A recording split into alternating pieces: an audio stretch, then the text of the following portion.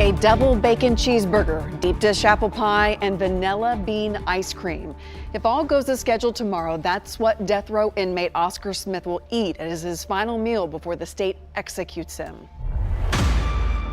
Oscar Franklin Smith was convicted of capital murder in Tennessee and sentenced to death for a crime that shook the community to its core. His execution was originally scheduled for April 21st, 2022, but just days before the date, Tennessee Governor Bill Lee issued a temporary reprieve due to complications with the state's lethal injection procedures. Now Smith remains on death row at the Riverbend Maximum Security Institution, with a new execution date set by the Tennessee Supreme Court for May 22nd, 2025. But behind the dates and legal filings lies a case as disturbing as it is complex, one that continues to stir questions and emotions more than 3 decades later. The murders that led to Smith's conviction occurred late on the night of Sunday, October 1st, 1989.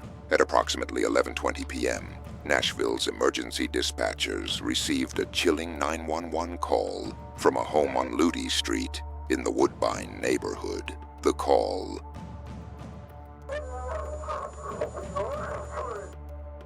later enhanced and played at trial, captured the desperate voices of 2 teenage boys in distress. One voice, later identified as 13-year-old Jason Bernett, can be heard crying out, "Help me," while his older brother, 16-year-old Chad Bernett, screams, "Frank, no, God help me." The line suddenly went silent. Only a partial address was spoken before the call ended. Police officers responded quickly, arriving at the house just 5 minutes later. They knocked, received no response, and found the property quiet. Believing it was a false alarm, they left. What they didn't know was that behind that door, a tragedy had already unfolded. It wasn't until 3 p.m. the following day that the horrifying truth came to light. Inside the home, investigators found the lifeless bodies of Judith Smith and her 2 sons. The scene was both chaotic and heartbreaking. Chad was found lying on his back in the kitchen. The room was in disarray, the phone torn from the wall, and blood staining nearly every surface. Near his body was a tool often used in leather working, something like an awl or ice pick. Chad had been shot 3 times, in the shoulder, chest, and forehead, with 2 of those wounds fired at close range. In addition to the gunshots, he had suffered numerous stab wounds to his chest, back, and stomach. His throat had been cut, and his hands bore signs of a desperate struggle.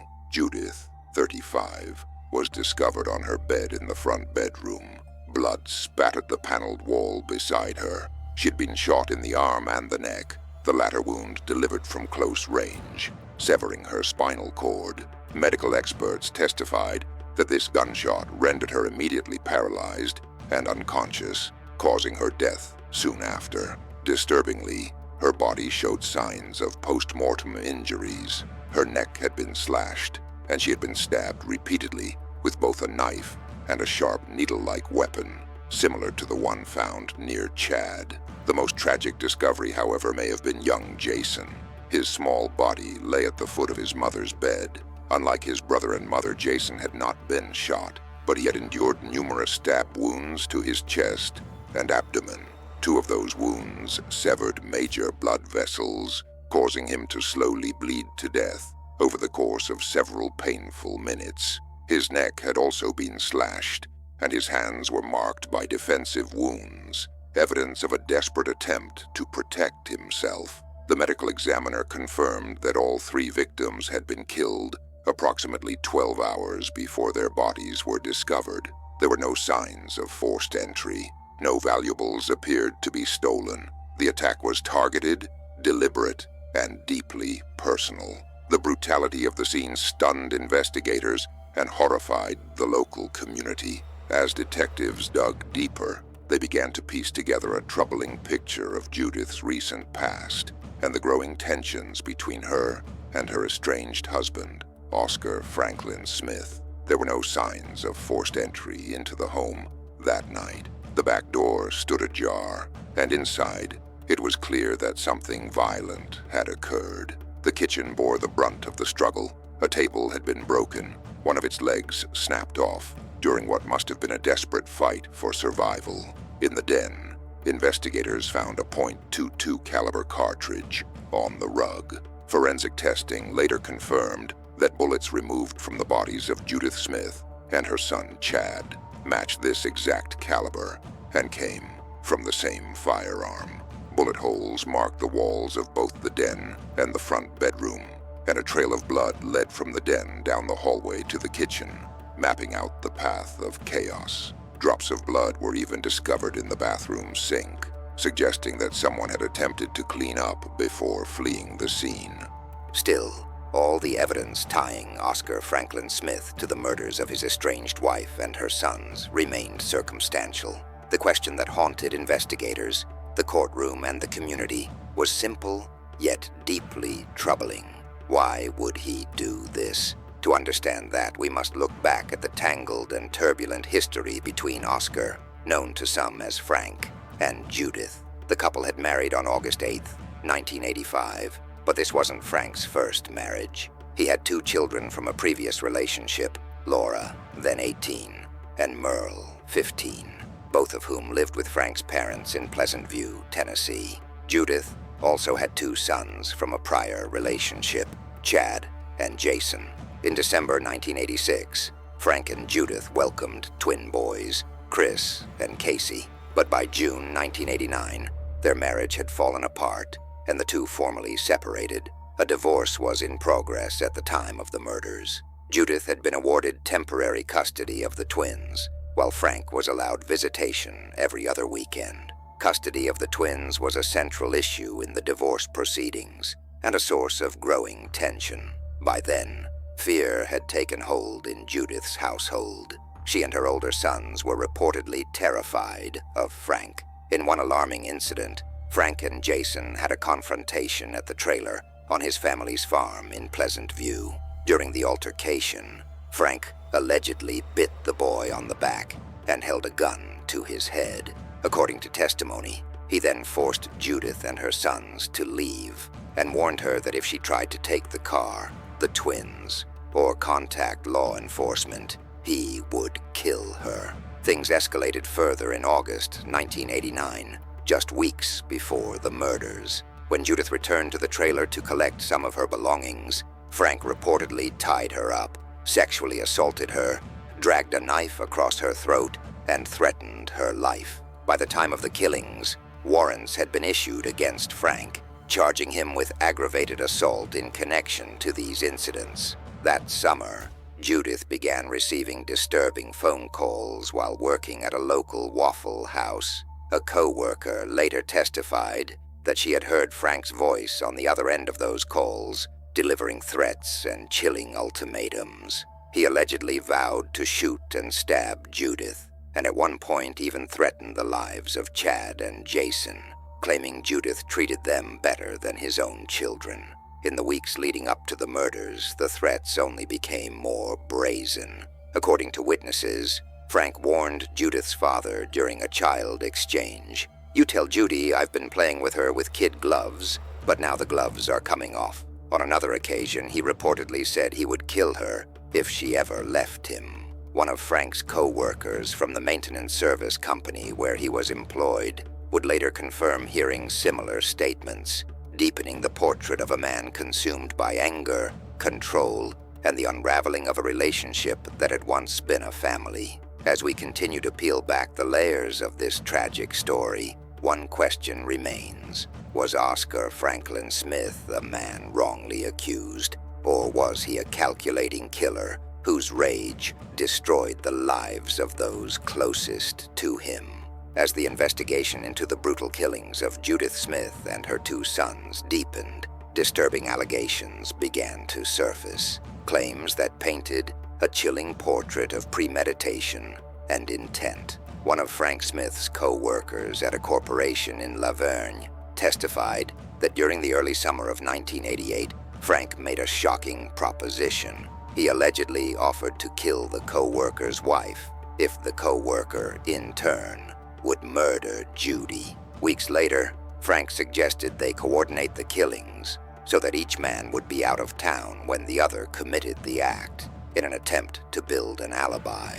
The plot was never carried out, but it was far from the last time Frank would speak of such plans. Just 1 month before the murders, another co-worker recalled Frank asking if he knew anyone who would be willing to kill his wife and stepsons. 2 weeks later, Frank followed up, offering $20,000 to have Judith, Chad, and Jason killed. He was explicit in one unsettling detail. His twin sons were not to be harmed. When police first arrived at the crime scene, they discovered a key piece of physical evidence, a bloody palm print left on the sheet next to Judith's body. A fingerprint examiner later testified that it matched Frank's left palm. Notably, both the print and Frank's left hand were missing the 2 middle fingers, making it a highly distinctive match.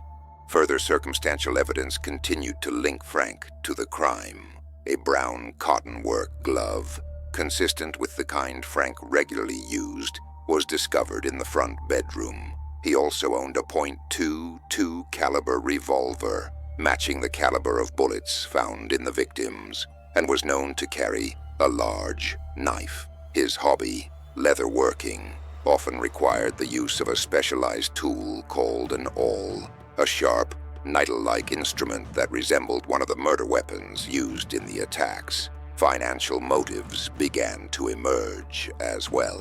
In March 1989, Frank had taken out a life insurance policy through American General for $20,000 on Judith and $10,000 on each of the boys. 1 month earlier, in February, he secured a similar policy with Liberty National. Again, $20,000 on Judith, with $5,000 on each son. An earlier policy with United Insurance insured Judith for $10,000 and the boys for $4,000 each. In total, Frank stood to collect nearly $88,000 in life insurance payouts, a potential financial windfall tied directly to their deaths. Frank testified that on October 1st, 1989, the day of the murders, he spent much of the day with Judith, Chad, Jason, and the twins. He claimed they met for breakfast at Shoney's in Nashville, then went back to Judith's home on Ludi Street, while Chad and Jason babysat the twins. Frank said he and Judith looked for a used car. That afternoon they had coffee at a Waffle House on Charlotte Avenue, then dinner at the Gold Rush restaurant. Later they returned to another Waffle House on Harding Place, where they stayed until about 9:30 p.m. Frank told authorities that they arrived back at Ludi Street shortly afterward. He said Chad and Jason helped carry the twins out to his car, and then he drove the twins 31 miles to his home in Pleasant View. Around 10:30 p.m., Judith called her sister to confirm that Frank had taken the twins for the night so she could continue searching for a car the next day. But that alibi would soon come into question. The son-in-law of a neighbor living just 2 doors down from Judith at 318 Ludi Street testified that he saw Frank's white LTD parked outside Judith's house between 11 p.m. and 11:15 p.m., shortly before the estimated time of the murders. Adding to the suspicion, Frank had asked his employer, where he worked as a machine tool repairman, for special permission to leave a day early for a work assignment in Moorhead, Kentucky. Instead of departing Monday morning as instructed, Frank requested to leave on Sunday, supposedly to get a head start. During the early morning hours of Monday, October 2nd, Frank made the 260 to 300-mile drive to Moorhead in his white LTD, completed a repair at the customer's plant, and returned to Pleasant View that afternoon. When law enforcement officers picked up Frank Smith for questioning on the evening of October 2nd, 1989, they immediately noticed something odd. He never asked why he was being detained. Even more disturbing, before being informed that his wife and stepsons were dead, Frank referred to Judy in the past tense. During the interview, Frank recounted that he had spent the previous Sunday with Judy looking for a car. He told officers they were reconciling and trying to rebuild their relationship. According to him, he left Nashville with their twin boys around 9 or 9:30 p.m., arrived at his mother's house by 10 or 10:30 p.m., and then departed shortly thereafter for a business trip to Moorhead, Kentucky. But when the officers informed Frank of the tragic murders, he showed little reaction. He asked no questions about how Judy, Chad, and Jason had died. The officers also noted physical injuries on Frank, abrasions on his hand, elbow, back, and shoulder blade. Frank dismissed them, claiming his dog had jumped on him when he returned home Monday afternoon. At trial, Frank mounted an alibi defense, relying on his own testimony and that of several family members. He claimed that from 10 p.m. to 11:15 p.m., he was at his Pleasant View home, and then drove directly to Kentucky. He adamantly denied the murders, as well as any history of violence toward Judy or the boys. Frank also denied owning a .22 caliber revolver, a large knife, or the leatherworking tool known as an awl, any of which could have been used in the attacks. He insisted he never attempted to hire anyone to commit murder, and claimed that the bloody palm print, identified by experts as his, and notable for being missing 2 middle fingers, just like his own hand, had been planted or was otherwise unexplainable. Frank also denied being at Judy's home at 11:22 p.m., a time corroborated by a neighbor's eyewitness account, but the state laid out a different narrative. Prosecutors argued that Frank planned the homicides, strategically left the twins with his mother around 10:30 p.m., then made the 30-minute return drive to Judy's home, where he committed the brutal killings before heading to Moorhead, Kentucky.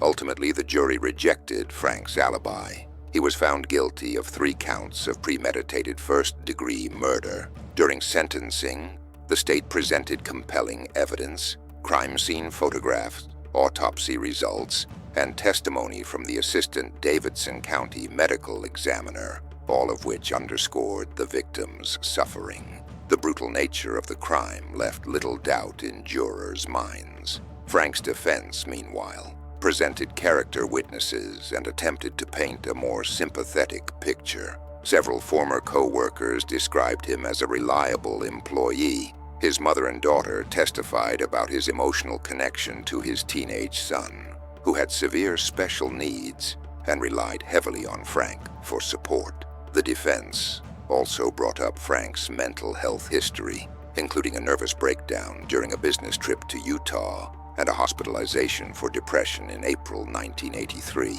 A psychiatrist who treated Frank back then described signs of paranoia, hypervigilance, and a condition known as adjustment disorder. Later, in November 1989, clinical psychologist Dr. Gillian Blair evaluated Frank and diagnosed him with paranoid personality disorder, chronic depressive neurosis, and paranoid delusional disorder. She added that Frank came from a deeply dysfunctional family, noting that his father had been officially diagnosed with paranoid schizophrenia. Despite these mitigating arguments, the overwhelming weight of the evidence proved damning. The crime was cold, calculated, and cruel, and the court found Frank Smith fully responsible. In rebuttal to Frank Smith's claims of mental illness, the state presented testimony from Dr. Leonard Morgan, a clinical psychologist from the D.D. Wallace Center.